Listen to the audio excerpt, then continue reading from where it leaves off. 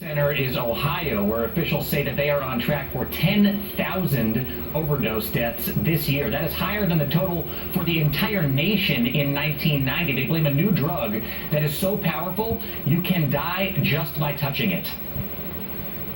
Dayton, Ohio. The Wright brothers built their first airplanes here and changed America forever.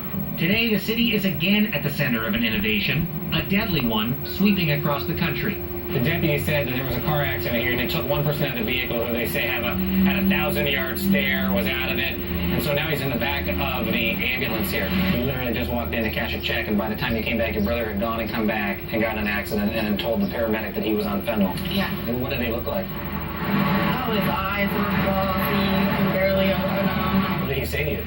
Nothing. He loves me. He said, I love you. What did you say to him? I love you.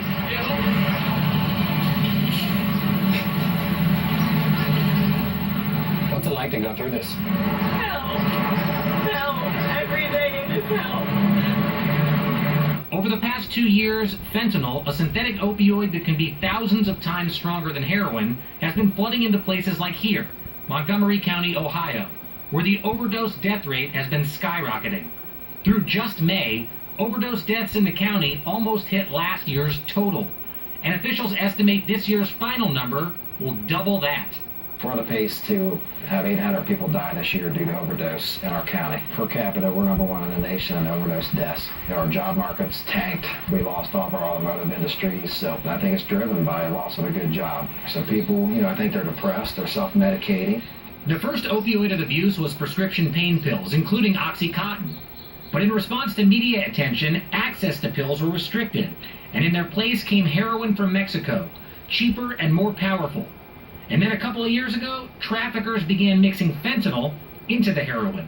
And fentanyl is by far the most fatal drug of abuse America has ever seen. So you live around here? Mm-hmm. You said you have a nickname for this street. Morgue Avenue. Morgue Avenue. It's not Morgan, honey, it's Morgue. Which houses have people died in? What houses have not died in? Really? Really? Really. Look at all these places, man. I've lived here for about, 5 years? And the last 5 years, it's unreal. I mean, in 47 minutes, there was already 9 deaths. In 47 minutes? On the street. People are dying from what? Drugs. As the death rate skyrockets, the bodies come to the Montgomery County coroner, Dr. Kent Harshbarger, who performs tests to detect over 24 varieties of fentanyl. Every vial represents somebody who's died. Correct. So this is what you call the cooler. This is our cooler, our main cooler. When did the bodies that are all around us come in here? Over the last probably 24 to 48 hours. And every day bodies are cycling through here? Correct. These trays will mostly be full by tonight. What's the percentage of the bodies that are in here right now that are overdose deaths from heroin or fentanyl? We were averaging 60 to 70% of our cases now are overdoses. So 70% of the people that are in this room died probably of fentanyl? Correct. That's correct. If you could extrapolate from the numbers that you see here in Montgomery County, how many people across Ohio are going to be killed by fentanyl this year? For our system, we cover about 1/5 of the state of Ohio, and we're estimating about 2,000 overdoses this year. If that continues, so that's about 10,000 for the state or more. How is that not a mass casualty event? That is multiples of 9/11. Oh, it is a mass casualty event.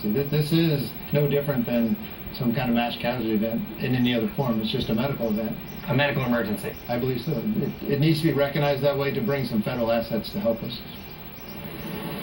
Hallie, doctors in that morgue. Well, Jerrod Cushner's in charge of that. What is he doing? And the state government to declare a medical emergency there and send support to help manage the daily death toll. But unless drugs are taken off the street, that Jerrod Cushner is responsible for the opiate crisis in America. Into Dayton and introduce you to the cops who are tasked with taking it off the streets every single day. Jacob Silveroff with that.